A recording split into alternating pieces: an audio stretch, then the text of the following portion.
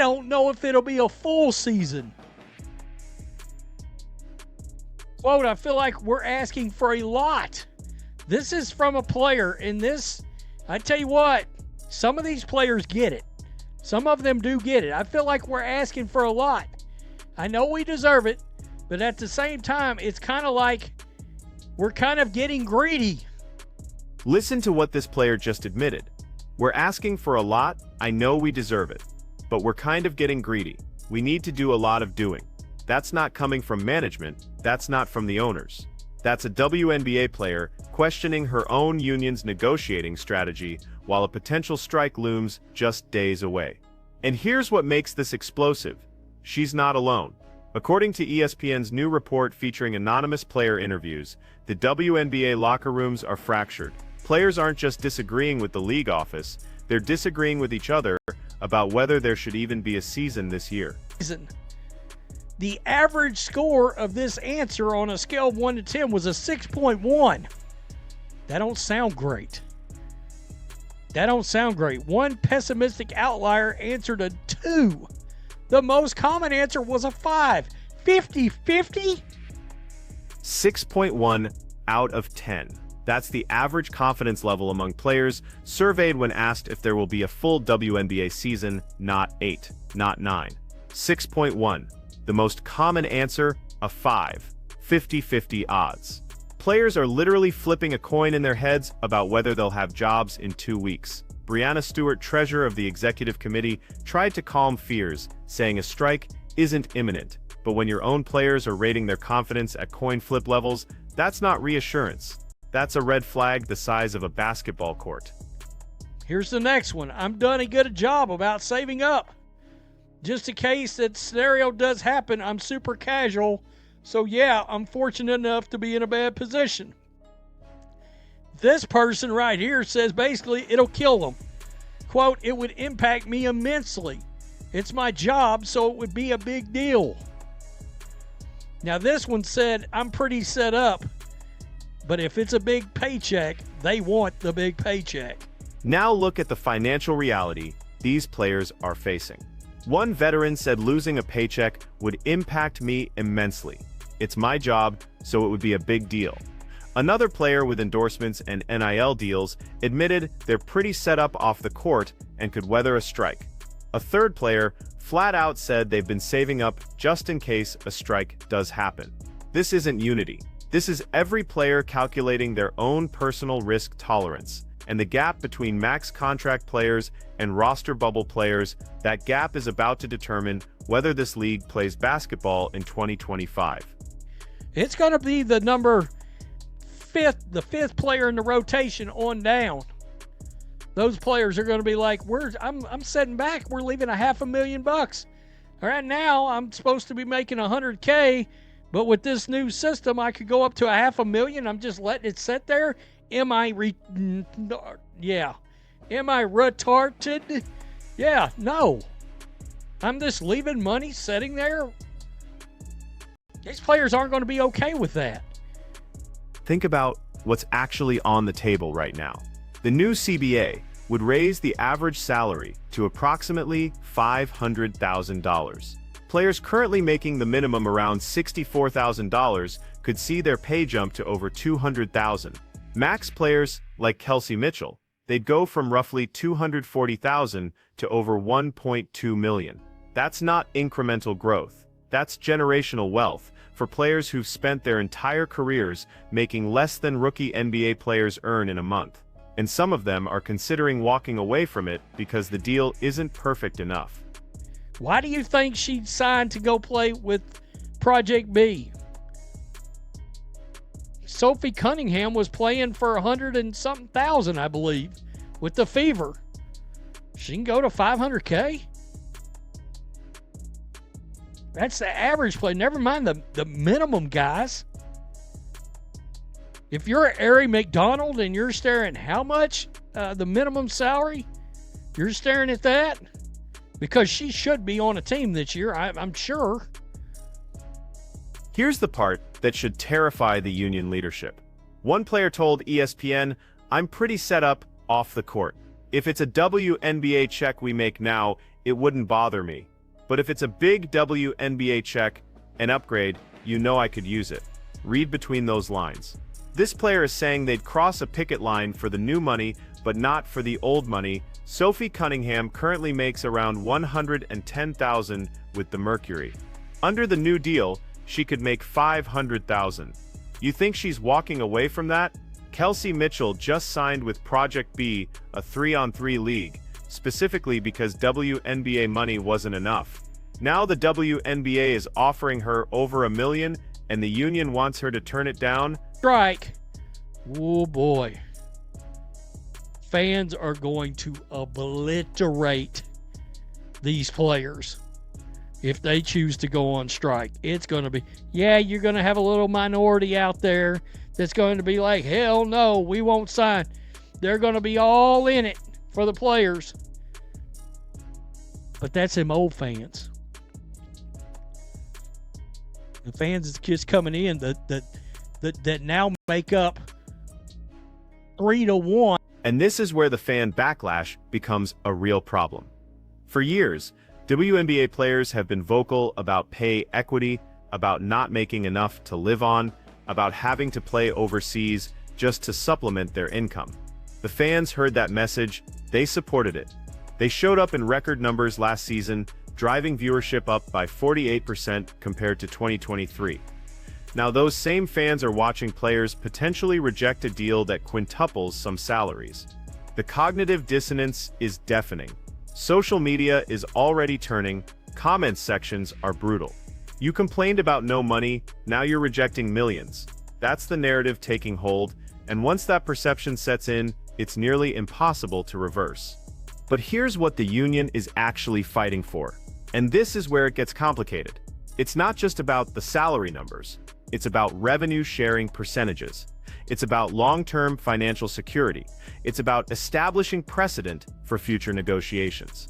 The players who understand the full scope of what's being negotiated, they see this as bigger than one contract cycle.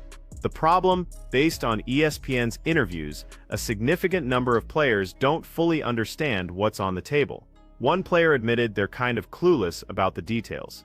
Another said they're hearing a lot of rumors but don't have concrete information. How do you maintain union solidarity when your membership doesn't even know what they're fighting for? This is negotiation strategy 101. You cannot ask people to sacrifice paychecks if they don't understand why, and right now, the WNBA Players Association has a communication crisis. The executive committee knows the details. The max players with financial security can afford to wait, but the players on the bubble, the ones who need that money most, they're operating on incomplete information and growing anxiety. Let's talk about the timeline, because it matters. All-Star Weekend is coming up. Some players believe that's when a strike would be announced to maximize media attention. Others think it could happen as soon as this Sunday. The league needs to start the season on time because they've got new broadcast deals with ESPN, CBS, and Amazon worth $2.2 billion over 11 years. Those networks aren't paying for a shortened season, and here's the domino effect nobody's talking about. If the WNBA delays or cancels games, those broadcast partners have contractual outs. They can renegotiate.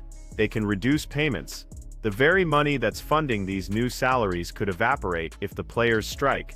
It's a game of chicken, where both sides are driving toward a cliff, and the players aren't all in the same car. The veterans with overseas contracts and endorsement deals, they've got parachutes. They can afford to play hardball. But what about the rookies? What about the players fighting for their roster spot? What about someone like Erica McCall, who should be on a team this year but is currently unsigned? She's staring at a potential minimum salary increase from $64,000 to over $200,000, and the union is asking her to risk that for leverage she might never benefit from.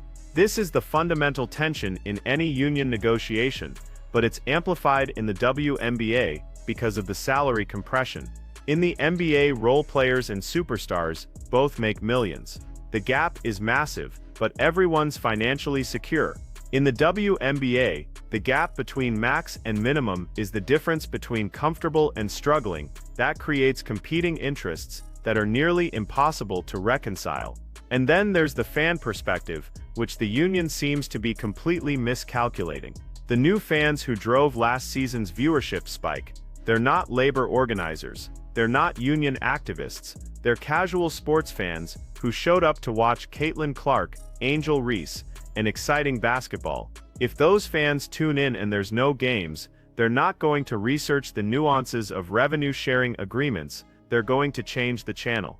The WNBA spent 28 years building to last season's breakthrough moment: record attendance, record viewership, mainstream media coverage, corporate sponsors finally paying attention.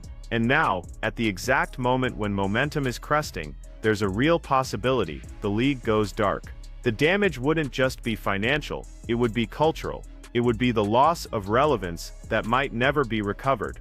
Think about what happened with other leagues that had work stoppages at critical growth moments. The NHL lost an entire season in 2004 to 2005, and it took them over a decade to rebuild their audience. Major League Baseball's 1994 strike canceled the World Series, and fans didn't fully return for years. The WNBA doesn't have the institutional foundation to survive that kind of disruption. This league is still building its base, not maintaining an established one. So here's where we are. The union has leverage because the league needs this season to happen. But the players aren't unified, which means that leverage is weaker than it appears. Management knows this. They can see the same ESPN article we're reading. They know some players are desperate for the new money. They know the union has a communication problem. That knowledge makes them less likely to offer additional concessions. Meanwhile, the clock is ticking. Every day without a signed CBA is another day of uncertainty. Another day for fans to get frustrated. Another day for sponsors to get nervous. Another day for broadcast partners to review their contractual language. The pressure is building on both sides, but it's not building equally. The league can survive a delayed season better than the players can survive no paychecks. And that brings us to the ultimate question: what happens when the first player breaks ranks? Because based on these interviews, someone will. When a roster bubble player decides that $500,000 is too much to leave on the table, when a veteran decides this might be their last chance at real money, when a rookie decides they can't afford to start their career with a strike, someone is going to cross that line. And once one player breaks, others will follow. That's not speculation, that's history. Every strike in every sport has had players who prioritize their individual situation over collective action. The WNBA won't be different. The only question is whether it happens before or after games are missed. So where does this end? Most likely, with a deal signed at the last possible moment after both sides blink. The union will claim victory, the league will claim fiscal responsibility, and everyone will pretend this was always going to work out. But the fractures we're seeing right now, those don't heal just because a contract gets signed. The players who wanted to strike will resent the players who didn't. The players who didn't understand the details will resent not being informed. The divisions that ESPN's article exposed, those are real, and they're going to linger. The WNBA is at a crossroads: record growth and mainstream attention on one side, labor discord and fan frustration on the other. The players have more leverage than they've ever had, but they're more divided than they've ever been. And in that division lies the real danger, not just for this negotiation, but for the future of the league itself. So tell me, if you're a player making $100,000 right now, with an offer for $500,000 on the table, are you really willing to strike? Are you really going to risk that money for a better deal that might never come? Because that's the decision these players are facing right now. And based on what we're hearing, a lot of them don't have an answer yet. Drop your take in the comments. Would you strike for a better deal, or take the massive raise that's already offered? Because in about a week, we're going to find out what these players decided, and whatever happens next is going to define the WNBA for the next decade.